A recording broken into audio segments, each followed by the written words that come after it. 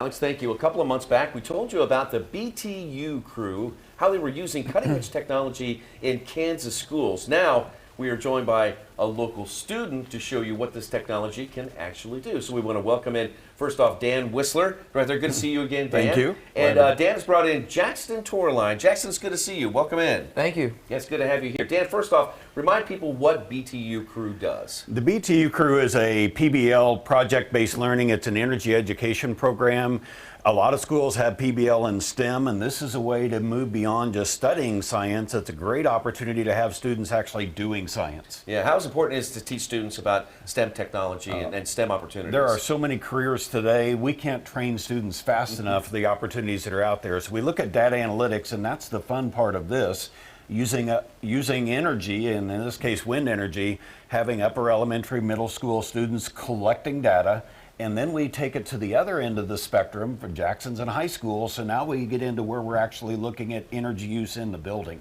Okay, Jackson's a student at Rockhurst High School. So Jackson, show us what you've got here and show us how all this works. Click the fan on here, go ahead. We got our fan on the wind turbine, and it will show us on our So thing. we're reading volts on the multimeter. So the students can go through and change blades, they can change pitch. Jackson, if you'd like to do that, show them the hub there.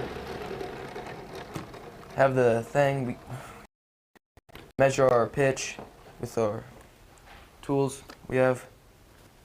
Right now, what do you have it set at right now? Right now we have it set at 20, 20? and they're all the same. All right. Is that where you want it? You want it right at 20? That's what, yeah, for this one. For this one? Okay. So how do you pop that one off and put that one on? Was it very easy to do that? Yes. Yep. All right, well, let's go ahead and try it. Come on. We get some time. Screwdriver's right there. As he's doing that, in science classes, students are learning the scientific method. So there's a lot of different variables they can test. They can change gear ratios, the number of blades, the pitch of the blades, the size of the blades. So for me as a teacher, it's fun to get students started and then kind of get out of the way and let them take it and run with it. So just coming to mind here, I traveled out to Colorado last year and I saw all of the wind turbines that have proliferated over the state of Kansas. And Jackson, is the wind turbines like, is this idea based on what people see when they're traveling out there towards Colorado? Yep, absolutely. And that's the future for generating electricity, right? Yep. All right. So that one's mounted. Is it ready to go? So I'm going to click it on. We don't have the set screw in there, but Well, hopefully it doesn't fly off and hit me. There it is right there.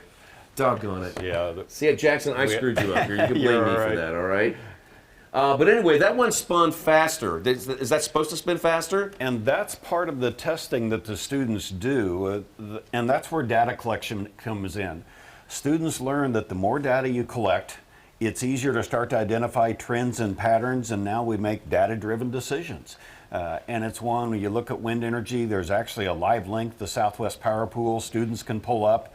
They can look at what percentage of wind energy, fossil fuels, coal, natural gas, and it really lets us see what's happening, the big picture as students study energy. All right, Jackson, you've got a couple of other examples of some blades here. We probably don't have time to do this, but what would a big blade like this do for your experiment here? What would this do? This one can definitely catch more wind, and it will spin faster, have more electricity. And generate more electricity. Yep. Wow, that is interesting. Well, good luck to you. And Dan, it's great to see you again. Thank you. Appreciate Both of you, thanks a lot for coming in to tell us more about the BTU crew. Good luck to you. You've got a bright future out of Rockhurst.